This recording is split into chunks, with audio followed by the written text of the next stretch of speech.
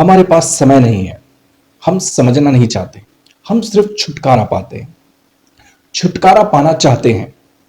हम सिर्फ किसी भी खराब परिस्थिति से छुटकारा पाना चाहते हैं, हम गरीबी से छुटकारा पाना चाहते हैं, हम बीमारी से छुटकारा पाना चाहते हैं, हम अयोग्यता से छुटकारा पाना चाहते हैं, हम अज्ञान से छुटकारा पाना चाहते हैं, हम अंधेरे से छुटकारा पाना चाहते हैं, हम इस व्यक्ति से छुटकारा पाना चाहते हैं, हम उस व्यक्ति से छुटकारा पाना चाहते हैं। हमारी जिंदगी, ज्यादातर लोगों की जिंदगी बस इसी एक चीज पर आधारित है कि हम सिर्फ और सिर्फ छुटकारा पाना चाहते हैं। हम किसी भी सिचुएशन को, हम किसी भी टॉपिक को, हम किसी भी व्यक्ति को, हम किसी भी चीज को हम समझना नहीं चाहते, बस उससे छुटकारा पाना चाहते हैं। हम अज्ञान से भी छुटकारा पाना चाहते हैं, बस कैसे भी करके पल्ला झाड़ना चाहते हैं, और कैसे भी करके पल्ला झड़ता नहीं है। दिक्कत की यही बात है। दिक्कत की बात यह है कि बहुत सारे लोग ऐसे ही हो गए हैं और ऐसे आ गए हैं जो आपको यह बोल रहे हैं कि ज्यादा सोचने की, समझने की जरूरत नहीं है, जबकि बिना सोचे, बिना समझे, बिना तर्क किए और बिना विचार किए आप किसी भी चीज को समझ ही नहीं सकते हो।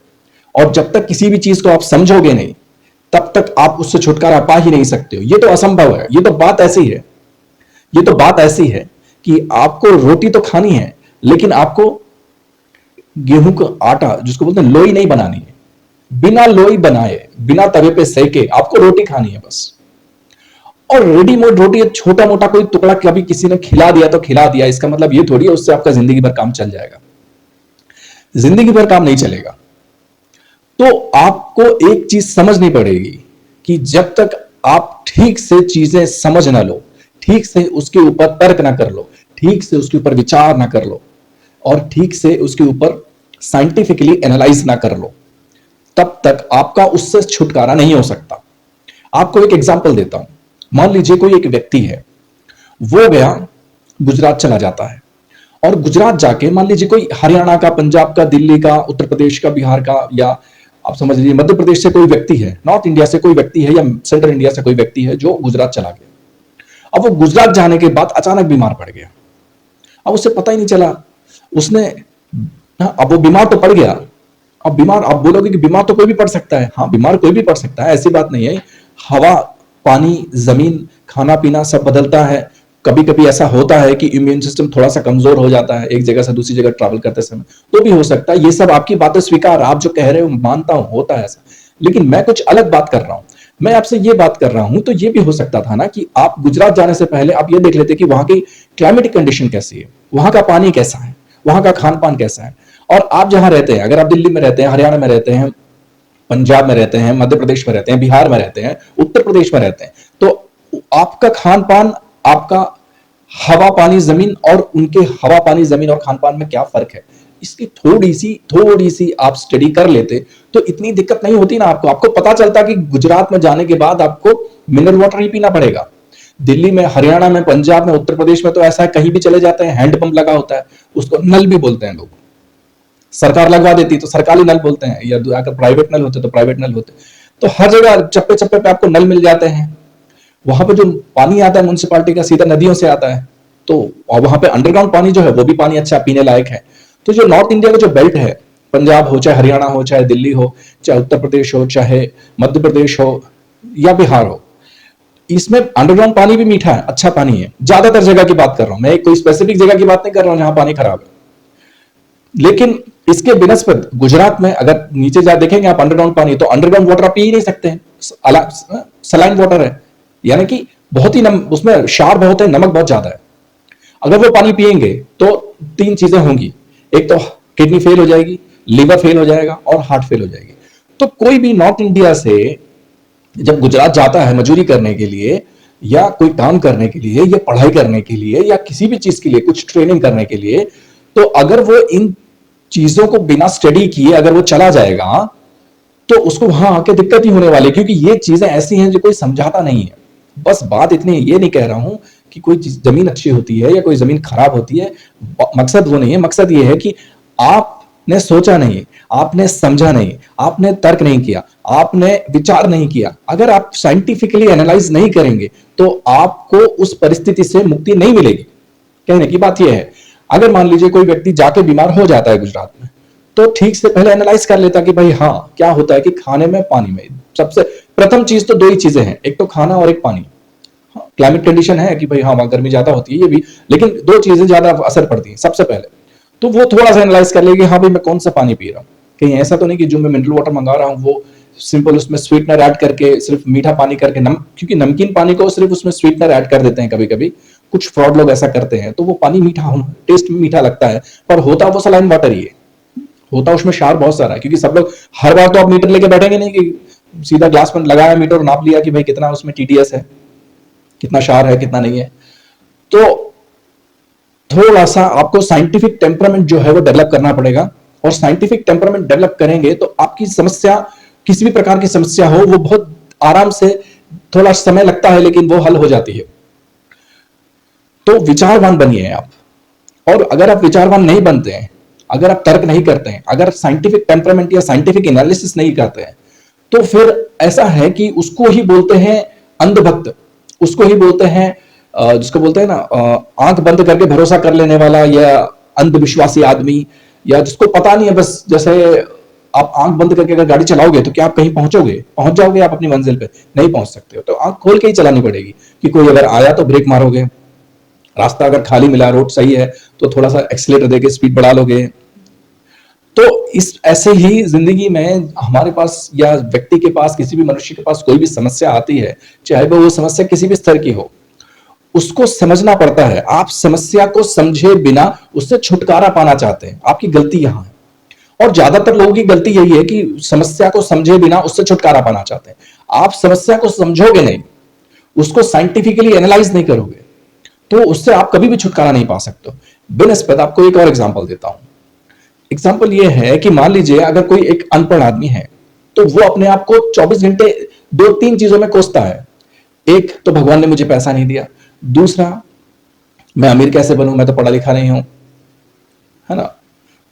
तो ये दो चीज, अब इन चीजों को क्या है, अगर वो थोड़ा सा समझने की कोशिश करेगा, है ना, तो या किसी एक्सपीरियंस पर्सन के पास जाएगा तो वो उसको समझा सकेगा कि भाई पैसा कमाना, अगर पढ़े लिखे हो तो बहुत अच्छी बात है, लेकिन अगर थोड़े से कम पढ़े लिखे हो या बिल्कुल पढ़े लिखे नहीं हो, तो इसका मतलब ये नहीं कि तुम पैसा नहीं कमा सकते हो।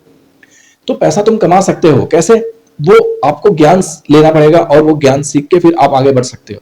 जैसे फॉर एग्जाम्पल, अगर साइकिल रिपेयरिंग का काम करते हो, तो साइकिल से फिर आप किसी भी टू व्हीलर पे आइए, आप या पे बाइक पे आ जाइए, या स्कूटी पे आइए। स्कूटी का इंजन अगर आप रिपेयर करना सीख गए, तो या स्कूटी रिपेयर करना सीख गए, तो जो आपकी इनकम हो रही थी साइकिल रिपेयर करने से, उससे आपको लगभग 10 गुना आपका जंप मिलेगा, कम से कम 5 गुना तो जंप मिल ही जाएगा। और जब आपने वो आप उसको, जब उसमें थोड़ा सा एक्सपर्टीज में आ जाएगा बाइक्स में, तो महंगी बाइक्स भी आती हैं, महंगी बाइक्स आती हैं, जैसे बुलेट वगैरह हो गई, रॉयल एनफील्ड, या फिर अब तो बहुत सारे लोग बनाने लगे हैं 350 सीसी इंजन का, या 400-500 सीसी इंजन जो गाड़ी आती है वो। अगर उसमें भी नहीं जाना है तो आप कार में चले जाइए।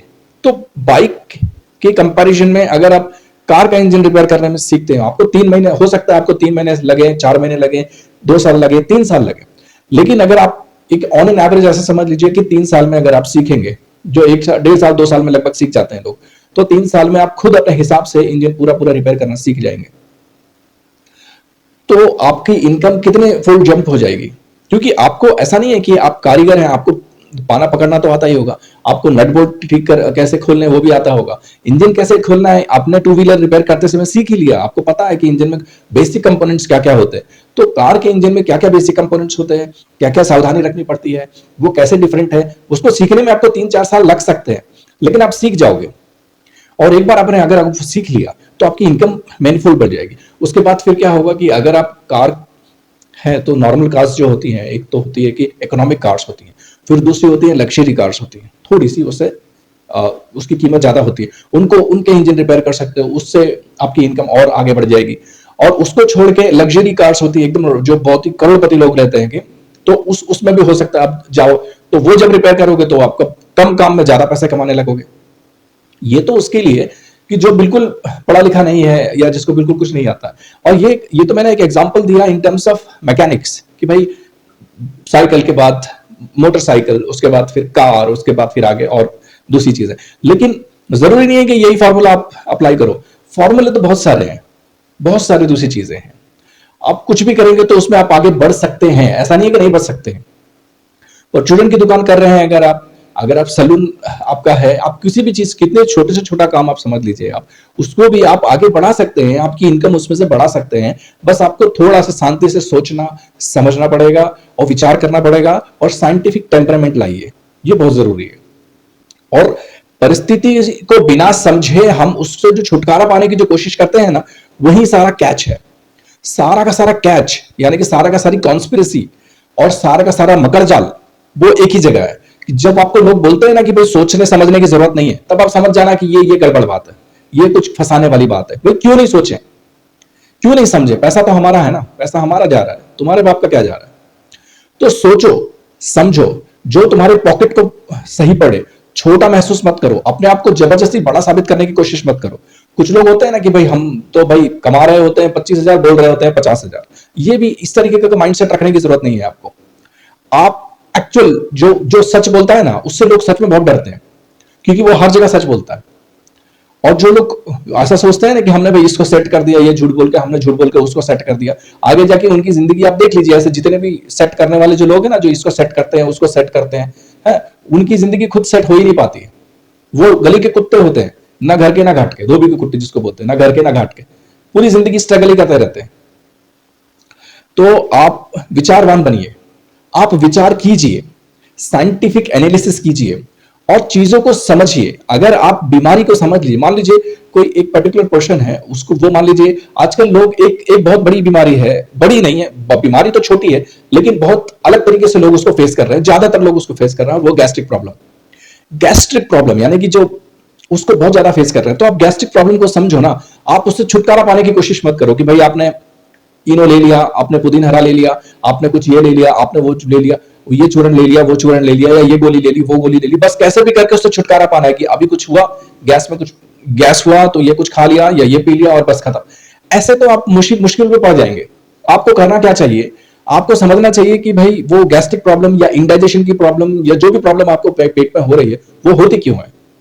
तो वो होती क्यों है उसकी जड़ निकालो कि भाई मैं जो खाता हूं, मैं आलू के चिप्स खाता हूं तो होती है, मैं मूंग दाल खाता हूं जो अवेलेबल है मार्केट में वो खाता हूं तो होती है, मैं चना दाल खाता हूं तो होती है, मैं पूड़ी खाता हूं तो होती है, चावल खाता हूं तो होती है। तो कौन से खाने से आपको गैस्ट्रिक प्रॉब्लम होती है, और कौन सा खाना खाने के बाद आपको गैस की प्रॉब्लम होती है, या कौन सा खाना खाने के बाद आपको इनडाइजेशन होता है, यानी कि पेट में जलन वगैरह या खट्टी टकार वगैरह आना, ये सब। तो आप समझ जाइए कि भाई अगर हाँ आपको गेहूं की रोटी खाने से ये दिक्कत आ रही है, चावल खाने से ये दिक्कत आ रही है, तो आपको एक चीज समझ जाना है कि भाई मुझे ये है ना, ये एकदम कम से कम करना है।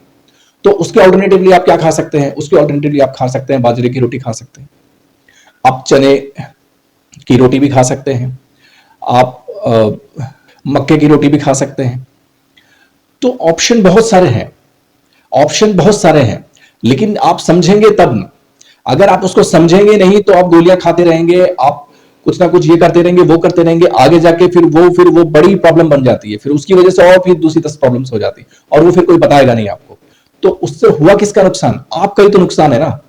तो आप समझना शुरू कर दीजिए, आप हर चीज को समझना शुरू कर दीजिए। जितनी भी छोटी से छोटी प्रॉब्लम है, उस प्रॉब्लम को समझिए, वो क्यों हो रही है, आपके साथ क्यों हो रही है।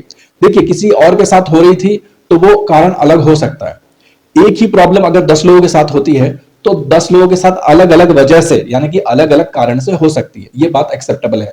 इसीलिए कह रहा हूं कि आपके साथ जिस भी कारण से हो रही है वो चीज, जो भी प्रॉब्लम, उसको आप समझ लीजिए, एनालाइज कीजिए, साइंटिफिक टेम्परामेंट लेके आइए, एनालाइज कीजिए, सोचिए, विचार कीजिए, और बिना सोचे बिना विचार किए आप कोई भी काम मत कीजिए, नहीं तो आपको सचमुच पछताना पड़ेगा। तो जिंदगी बहुत आसान है, जिंदगी बहुत सरल है। आप जिंदगी को जितना आसान बनाना चाहते हैं, जिंदगी उतनी आसान बन जाएगी, और जिंदगी को जितना मुश्किल बनाना चाहते हैं, जिंदगी उतनी मुश्किल बन जाएगी। धन्यवाद।